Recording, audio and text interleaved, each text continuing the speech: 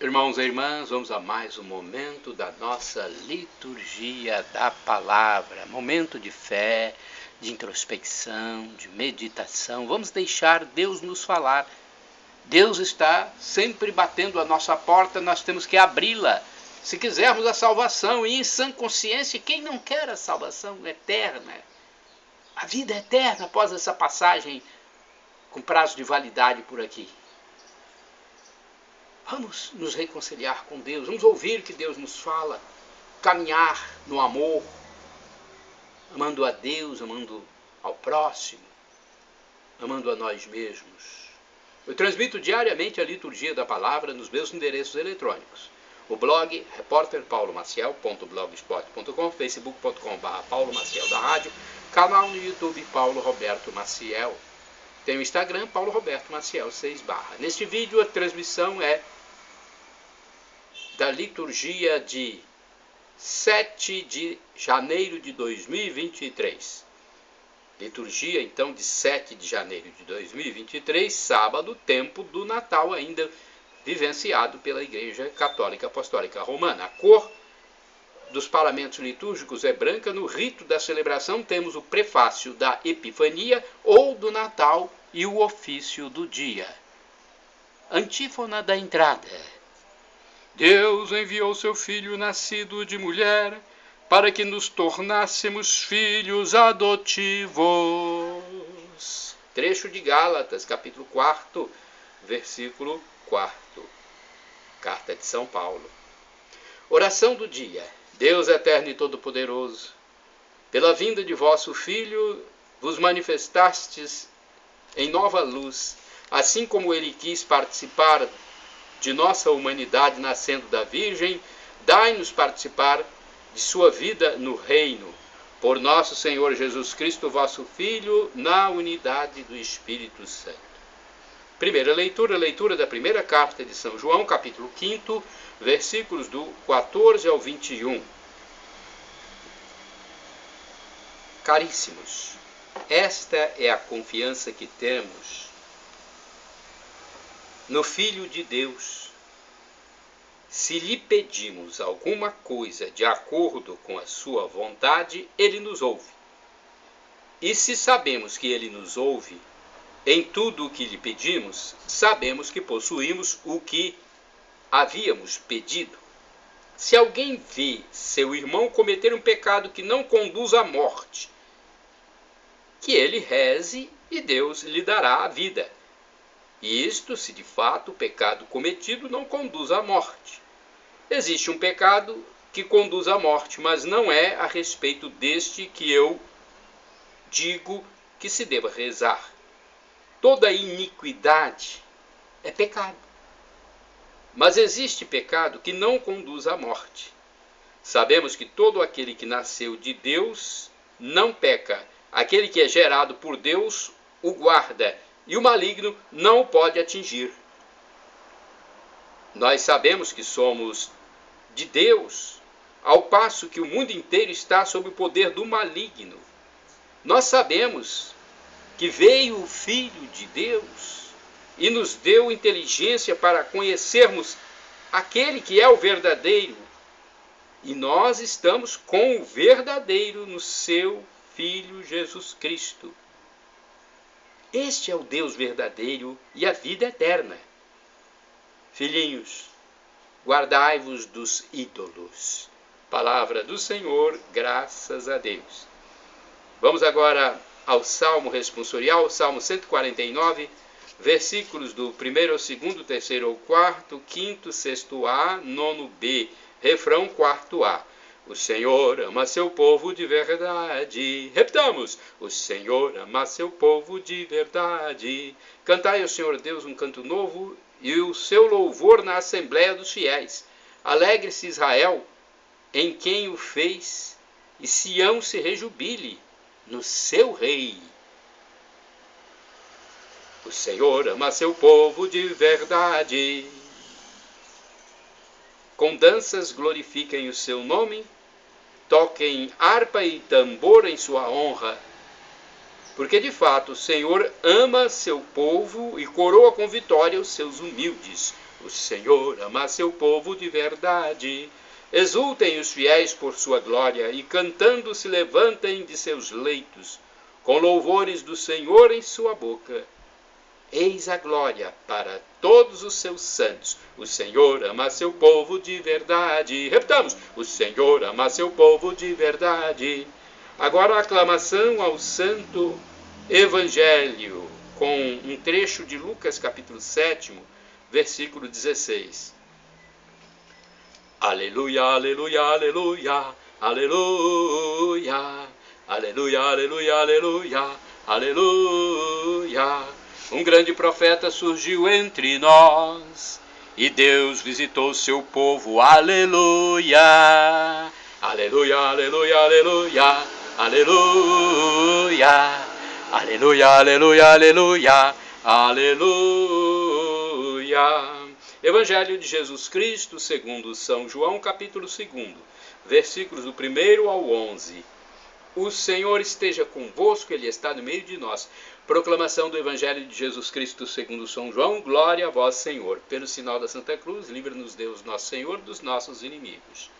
Naquele tempo, houve um casamento em Caná da Galileia. A mãe de Jesus estava presente. Também Jesus e seus discípulos tinham sido convidados para o casamento. Como o vinho veio a faltar, a mãe de Jesus lhe disse: eles não têm mais vinho. Jesus respondeu-lhe: mulher, por que dizes isto a mim? Minha hora ainda não chegou. Sua mãe disse aos que estavam servindo: fazei o que ele vos disser. Estavam 6 talhas de pedras colocadas aí para a purificação que os judeus costumam fazer. Em cada uma delas cabiam mais ou menos 100 litros. Jesus disse aos que estavam servindo: enchei as talhas de água. Encheram-nas até a boca. Jesus disse: agora tirai e levai ao mestre-sala. E eles levaram. O mestre-sala experimentou a água que se tinha transformado em vinho. Ele não sabia de onde vinha, mas os que estavam servindo sabiam, pois eram eles que tinham tirado a água. O mestre-sala chamou então o noivo e lhe disse: todo mundo serve primeiro o melhor vinho, e quando os convidados já estão embriagados, serve o vinho menos bom. Mas tu guardaste o vinho melhor até agora. Este foi o início dos sinais de Jesus. Ele o realizou em Caná da Galileia e manifestou a sua glória, e seus discípulos creram nele. Palavra da salvação, glória a vós, Senhor. Vamos à liturgia comentada agora. A liturgia de Antônio Carlos Santini, liderança da comunidade Nova Aliança. Mas antes disso, deixa eu ver se eu consigo aqui passar para vocês alguma reflexão antes do Evangelho, né, a respeito da carta de São João, capítulo 5, versículos de 14 a 21, porque às vezes os fiéis, a Assembleia, não entendem perfeitamente aquilo que nos é transmitido. Então é importante a gente passar, quanto mais reflexões, melhor, né? Então vamos aqui à reflexão que está, a explicação que está na Bíblia Sagrada, edição pastoral da Igreja Católica. Vamos ver, capítulo 5, primeira carta de São João. Estou procurando aqui para vocês. É uma Bíblia fácil de manusear. A carta de São João vem, deixa eu ver, logo após tem as cartas dos Hebreus, carta de São Paulo primeiro, né? Os Hebreus, depois Pedro, agora João. Então depois de Pedro tem João, capítulo 5, versículos do 14 ao 21. Porque às vezes rezamos e Deus não nos responde. João nos mostra que a oração não é meio para satisfazer nossos caprichos egoístas, e sim meio para nos colocarmos dentro do projeto de Deus e pedirmos a realização da sua vontade amorosa que gera vida e liberdade. Por isso, o pedido fundamental para nós e para os outros é sempre: venha a nós o teu reino. É isso que nós devemos suplicar, porque vindo o reino de Deus, nós estamos no gozo eterno, nós estamos na vida eterna. Os cristãos pecam porque continuam sujeitos à fraqueza humana. O pecado que leva à morte é a rejeição ao projeto de Deus, que ele realizou através de Jesus Cristo. Pois fora desse projeto, o homem caminha para a morte eterna. Após um resumo da carta, João recomenda que os cristãos tenham cuidado com os ídolos. Para ele, ídolos são as pessoas, coisas, estruturas e projetos que produzem escravidão e morte e se apresentam como absolutos, pretendendo substituir o projeto de vida e liberdade que Deus realizou em Jesus Cristo. Então é uma explicação que não é muito clara, mas já nos garante alguma luz para depois a gente reler até esse trecho da carta de João. Vamos à liturgia comentada do Antônio Carlos Santini, liderança da comunidade católica Nova Aliança, e-mail santini@novaalianca.com.br. Fazei o que ele vos disser. João, capítulo 2, versículos do 1 ao 11. As empresas têm suas normas, os equipamentos trazem anexo o manual de instruções. Nós, criaturas, recebemos de Deus os 10 mandamentos. Não é curioso que a tentação básica para nos afastar do amor divino esteja centrada exatamente no louco impulso de autonomia que nos seduz para fora do querer divino. A tentação é a mesma do início. Decida você mesmo aquilo que é bom ou mal para você. Não aceite tutor. Seja você mesmo o seu dono e senhor. Você não precisa de que alguém lhe diga o que fazer. Você sabe muito bem onde tem o seu nariz. Lê do engano, né? Será que é assim mesmo? Ora, nós somos criaturas, não somos o Criador. Nossa visão é imperfeita. Nossa miopia nos leva aos atalhos tortuosos, aos brejais sem saída. Seguindo as inclinações naturais, fazemos guerras e causamos desastres. Por falar em desastres, é a sua possibilidade de nos levar a instituir as leis de trânsito com mão e contramão, luzes verdes, vermelhas, faixas preferenciais e limites de velocidade. E só um louco alegaria direitos de autonomia para dirigir na contramão, avançar ao sinal vermelho quando estivesse numa situação dessa. Obedecer às normas é uma garantia de vida. É para o nosso bem mesmo. Quando Deus nos enviou o seu Filho, nascido de mulher, imerso em uma sociedade humana, falando um de nossos idiomas, o Senhor mostrava claramente sua intenção de nos orientar em nossa caminhada existencial. Por isso, no alto do Tabor, Monte Tabor, a voz que saía da nuvem advertia: este é meu filho, escutai-o. E não é que Deus deseje nos fazer escravos. Ele sabe de nossa fraqueza, quer sustentar-nos em sua força. Neste evangelho, no meio de um casamento da roça, quando o vinho faltava e a alegria estava ameaçada, é a mãe de Deus que diz aos serventes: fazei o que ele vos disser. Assim, Maria encarna o papel da igreja, preparando os ouvidos da humanidade para acolher a palavra que, acolhida e obedecida, permite que entre nós se experimente a alegria apagada, a paz ameaçada, a esperança perdida. Nós somos pequenos, crianças em crescimento. Nós não nos bastamos, nosso conhecimento é relativo, nossa vontade fragilizada. Dependemos em tudo do dinamismo do Espírito de Deus, de suas luzes, de seu ânimo. A verdadeira sabedoria, aquela que salva, consiste em submeter livremente nossa vontade à vontade de Deus. Irmãos e irmãs, orai sem cessar. Meu Deus, quero fazer o que te agrada. Salmo 40, versículo 9. Agora vamos ao santo do dia. É importante sempre termos aqui uma pequena biografia do santo do dia, porque eles são exemplos para nós, eles seguiram o que Jesus mandou e nós também devemos fazer o mesmo. Santo do dia 7 de janeiro. São Raimundo Penhaforte.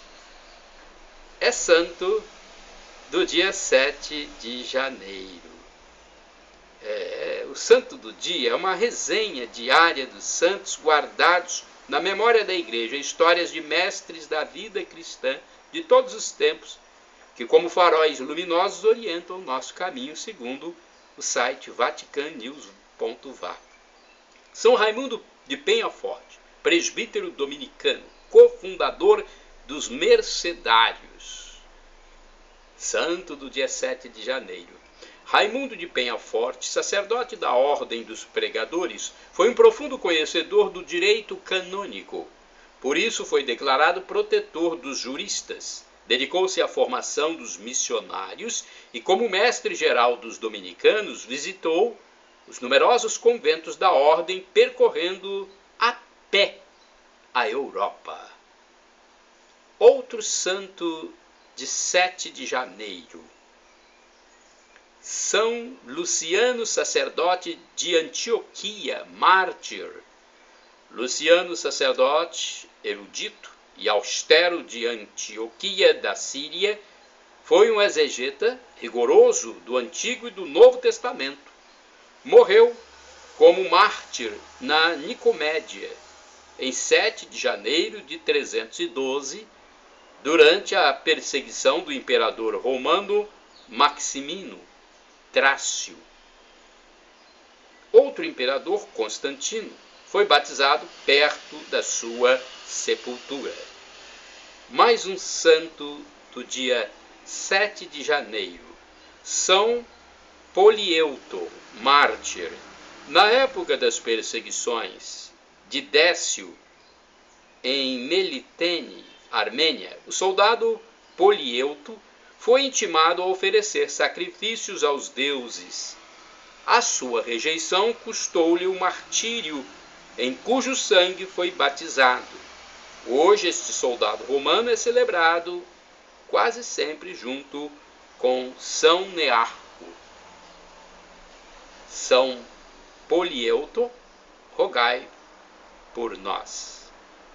Shalom Adonai, uma expressão hebraica que significa a paz de Deus. É o que eu desejo para todos vocês, meus irmãos e irmãs. El Shaddai,